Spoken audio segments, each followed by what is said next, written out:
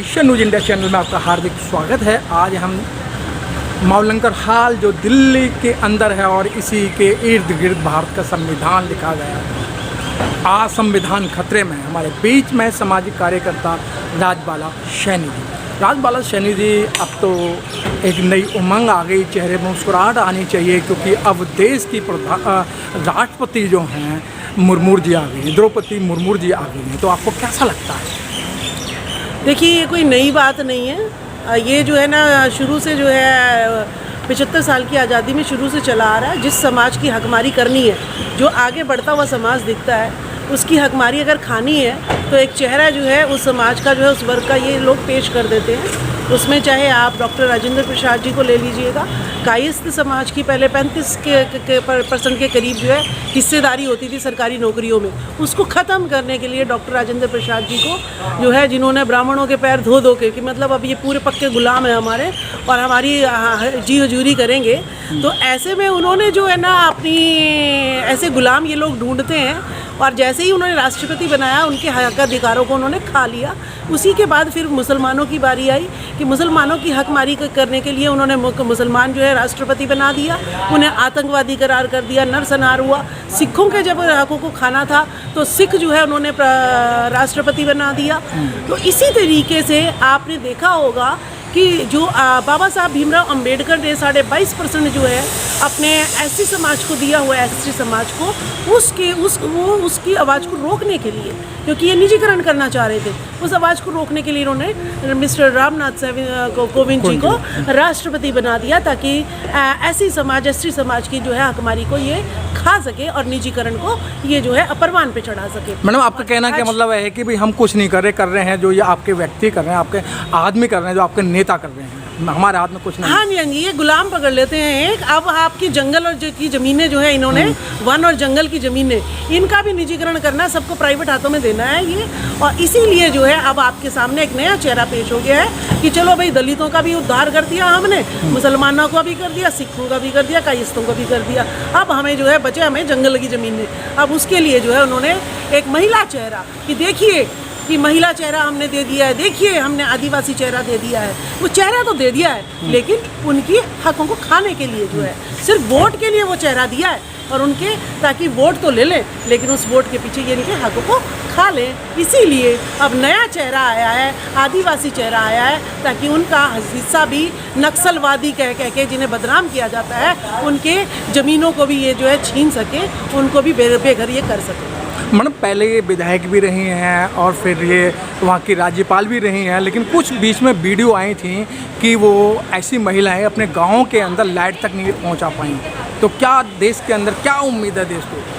देखिए, जो बीजेपी है, आरएसएस है, ये जो है जब हकमारी की बात करेंगे अपने समाज की, जहाँ की ये वोट दिलाते हैं, तो इनको टिकट नहीं मिलेगी, इनको आगे कोई पद नहीं मिलेगा। तो इसीलिए जो है ये इस लोगों के उद्धार के लिए नहीं बनते हैं। ये जो विधायक बनते हैं, जो एमपी बनते हैं, जो राष्ट्रपति बनते हैं, ये अपने लोगों को या अपने गाँव को बिजली पानी देने के लिए नहीं बनते।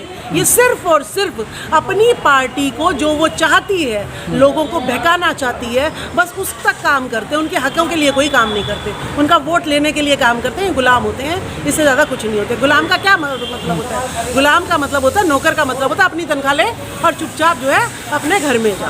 तो वो अपने लोगों को जो है 1% भी कुछ भी नहीं दिलवा सकते हैं, बस वो तो बंधुआ मजदूर होते हैं बस। मैडम, जो बिल की अवस्था ने है और सरकार उन बिलों को धड़ाधड़ पास कर रही है।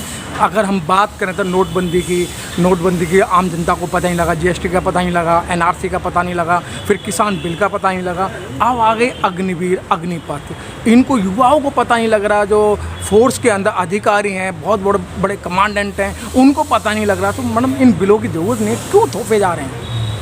देखिए, यहाँ पर एक अलग अलग नाम, इतना जो है ना ड्रामेटिक नाम जो है ना, ये लेके आ जाते हैं कि युवाओं को लगता है अच्छा, अग्निवीर यानी वीरों को जला दो। अग्निवीर में जाति पूछी जा रही है। देखिए बताइए, जो जाति में जो है ना पूछ के क्या करते हैं, ये भेदभाव करते हैं। भेदभाव कैसे करते हैं? जो है ना दूसरे शूद्र जाति के हैं उनको तो भाई वो वहाँ पे सीमा पे भेज देंगे मरने के लिए, और जो आप अपने स्वर्ण जाति के उनको पदों पे ऊपर भर्ती करते चले जाएंगे, और जहाँ मजदूर चाहिए, गार्ड चाहिए, वो चाहिए, वो इन नीचे वालों को कर देंगे। तो ये जो है नए अब आप भारत की जनता जितनी अनपढ़ रहेगी उतनी ज़्यादा ये जो है अपनी मनमानी कर पाएंगे। यहाँ पर कोई भी बिल लागू आता है, जब मर जाता है आदमी लेकिन उसका मतलब नहीं पता होता। अग्निवीर के पीछे क्या इनकी योजना है, चिराग योजना। चिराग योजना क्या नाम रखा है कि जैसे ये भारत के चिरागों को जो है अब जो है ना उसको उनका उज्जवल भविष्य बनाएंगे। लेकिन क्या है ये चिराग योजना? पूरे सरकारी हॉस्पिटल स्कूलों को ख़त्म करने की योजना है। अपने प्राइवेट को बढ़ावा दो और सरकारी को ख़त्म कर दो, ताकि गरीबों के बच्चे जो है बिल्कुल ही जैसे जियो में पहले तो फ्री में बिल्कुल डाटा मिला था और उसके बाद मनमानी रेट चार्ज कर रहे हैं, इसी तरीके से सरकारी स्कूल में जो बच्चा पढ़ेगा उसे 500 रुपये फीस देनी पड़ेगी, लेकिन अगर जो प्राइवेट स्कूल में पढ़ेगा उसको सरकार 1100 रुपये देगी। अब जो बच्चों को तो 1100 रुपये चाहिए माँ बाप को तो वो सारे प्राइवेट स्कूल में धड़ अपने बच्चों को करा देंगे। सरकारी स्कूल में बच्चे नहीं रहेंगे, फिर कहेंगे जी बच्चे नहीं हैं तो ये क्यों पैसे बर्बाद करें, तो स्कूलों को बंद कर देंगे, और जैसे ही सारे सरकारी स्कूल बंद हो जाएंगे वैसे ये प्राइवेट स्कूलों की फीस बढ़ा देंगे और अपनी मनमानी करने लगेंगे। और फिर जो है हमारे पास हमारी 60% जनता जो है जो रोटी नहीं खा सकती वो जो है अपने बच्चों को पढ़ाई के से बिल्कुल दूर कर देगी। जितनी अंधभक्त रहेगी इंडिया और उतनी ही इनकी गुलाम रहेगी इंडिया। राजबाला जी, आप एक टीचर भी हैं, अध्यापक भी हैं, लेकिन मैडम कैसे सुधरेगा ये? क्योंकि जो लोग हैं उन्हें अधिकतर तो अंधभक्ति चाहिए, उन्हें कावड़ सेवा चाहिए, मंदिरों में घंटा हिलाने के लिए चाहिए, लेकिन पढ़ने की तरफ ध्यान नहीं है।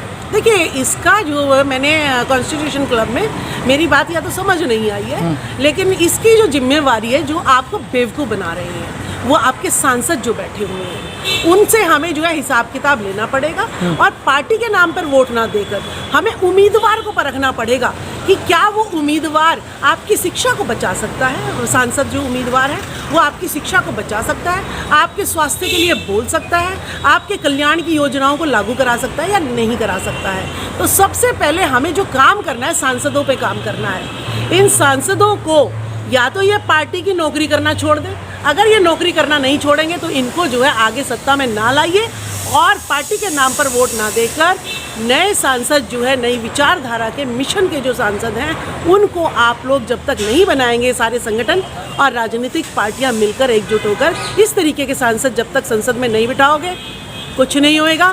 क्योंकि मीडिया हमारे पास नहीं है, बड़े बड़े चैनल सभी इन्हीं के कब्जे में हैं, प्रिंट मीडिया हमारे पास नहीं है, अखबार जो जाते हैं इन्हीं लोगों के जाते हैं, वहाँ पे सिर्फ भागवत गीता, हनुमान चालीसा, कावड़ सेवा।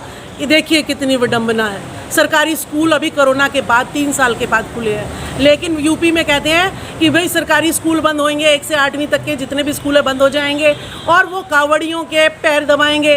देखिए, इस देश में जहाँ पर गुरु को शीर्ष पे रखा जाता था, आज वो गुरु जो भांग पिए हुए नशा करे हुए हैं वो उनके पैर दबाएंगे। किस हद तक ये देश गिर गया है, इस देश को चलाने वाले लोग किस हद तक गिर गए हैं, ये इस बात का उदाहरण है।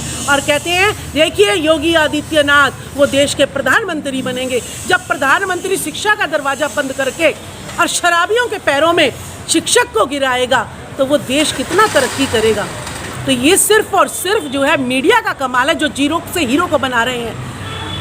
योगी जी से मैं पूछूंगी कि कावड़ियों की बहुत सेवा हो रही है, आप चले जाओ ना कावड़ लेने।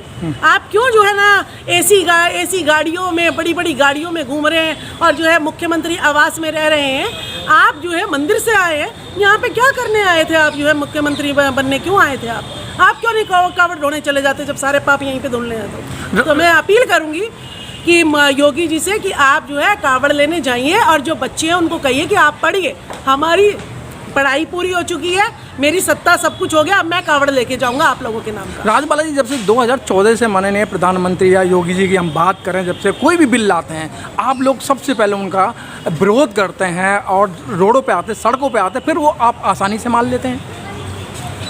नहीं, देखिए, आप नोटबंदी मानी ना आपने? नहीं, जीएसटी मानी ना आपने? देखिए अभी जो कॉन्स्टिट्यूशन क्लब में जो बात चल रही है कि हमारे जो गुलाम सांसद हैं, विधायक हैं, उनकी वजह से ये लोग जो है हामी भर देते हैं, टीवी पे दिखा देते हैं, देखो जी सारे लोग हाँ हाँ कर रहे हैं। ये कुछ ही लोग हैं, जो चंद लोग हैं जो सड़कों पे जो है बस कह रहे हैं कि नहीं किसान बिल गलत है, नहीं चिराग योजना गलत है। बाकी तो देखिए जितने पार्लियामेंट में बैठे हैं सब कह रहे हैं जी अच्छी योजना है। क्योंकि आपने देखा होगा जो 10% जो आरक्षण लागू किया जो है स्वर्ण जाति के लिए, उसमें सारे तालियां पीट रहे थे।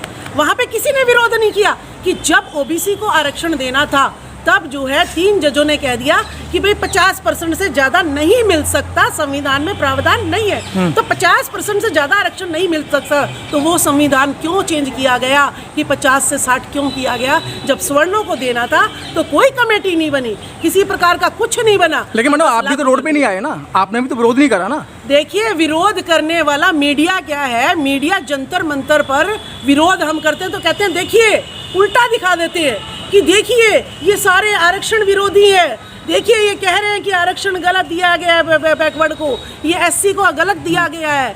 और जब सवर्णों की बात आई तो देखिए सब कह रहे हैं कि बराबर होना चाहिए, आर्थिक आधार पर आरक्षण होना चाहिए। तो टीवी देखिए मीडिया कुछ भी दिखा सकता है, ये हाथ की कठपुतली है कंप्यूटर हमारा, ये कुछ भी दिखा सकता है। मैं विरोध कर रही हूँ, मुझे कहेंगे देखिए ये समर्थन कर रही है। तो इसीलिए हम मजबूर हैं कि मीडिया हमारी नहीं है। न्यायपालिका में जितने भी जज हैं वो हमारे नहीं है। जो जज हैं वो 100-200 परिवार के लोग ही जो है, ना कोई रिटर्न एग्जाम है ना इंटरव्यू है, और अपनी कॉलेजियम तो है ना मैडम?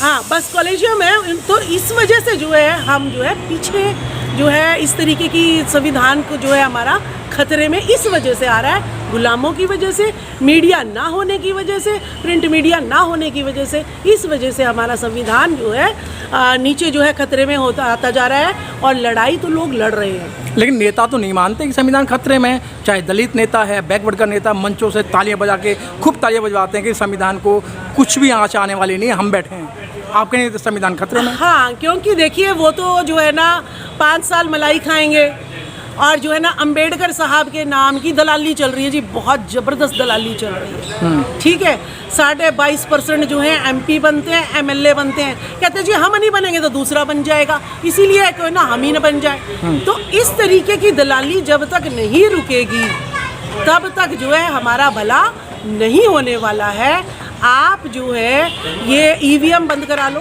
बैलेट पेपर से अगर मैं इलेक्शन करा लूँ, अगर ये बैलेट ही गायब कर दें, हमारी काउंटिंग में अगर गलती कर दें तो इनका कौन जिम्मेवारी है? जब तक आपका कहते हैं जब तक आपका जज सही नहीं होगा, संविधान तो बना दिया लेकिन नीयत ही नहीं है लागू करने की लोगों की, तो जब तक नीयत में खोट रहेगा तब तक चाहे बैलेट पेपर ले आओ, चाहे ईवीएम ले आओ, चाहे संविधान ले आओ, कुछ नहीं होने वाला देश का। क्योंकि ऊपर बैठे हुए जो लोग हैं। मैडम एक तो मांग आपकी पूरी होगी ना? हाँ जी, एक तो मांग आपकी पूरी होगी ना। आप कहते थे बैलेट पेपर से चुनाव होना चाहिए, अब राष्ट्रपति जी का जो चुनाव हुआ बैलेट पेपर से हुआ है। देखिए राष्ट्रपति का जो चुनाव हुआ है वो बैलेट पर से चुनाव हुआ है, लेकिन जो विधायकों की जो खरीद फरोख्त हुई है, उनकी जान को जो खरीदे नहीं जाते हैं, उनकी जान को धमकियां होती है, उनको करप्शन के मामले में फंसा देते हैं, कहीं सीबीआई है, कहीं ईडी है। तो देखिए अगर वो जो है बैलेट पेपर से वोट तो हो रही है, लेकिन वो जो वोट डालने जा रहा है वो बेचारा कितनी जो है संघर्षों के बाद वोट डालने जा रहा है ये नहीं पता। विधायकों की और सांसदों की बहुत मजबूरियां हैं, उनके गर्दन में तलवार होती है, तलवार कि अगर बैलेट पेपर में तूने जो है नाम नहीं डाला हमारा तो देख ले तेरी सारे खाते खुलवा देंगे। तो इस तरीके की धमकियां उनको दी जाती है। तो इसीलिए मैं कह रही हूँ कि इनकी नीयत में खोट है, कोई भी तरीका अपना लो, जब तक नीयत में खोट है। बाबा साहब ने कहा था संविधान तो मैंने बना दिया लेकिन लागू नहीं करेंगे जब तक, तब तक मेरे लोगों का उद्धार नहीं होने वाला है। और जिन लोगों के हाथ में मैंने संविधान पकड़ा है उनकी नीयत पे मुझे भरोसा नहीं है। ठीक है मैडम, बहुत बहुत। Press the bell icon on the YouTube app and never miss another update.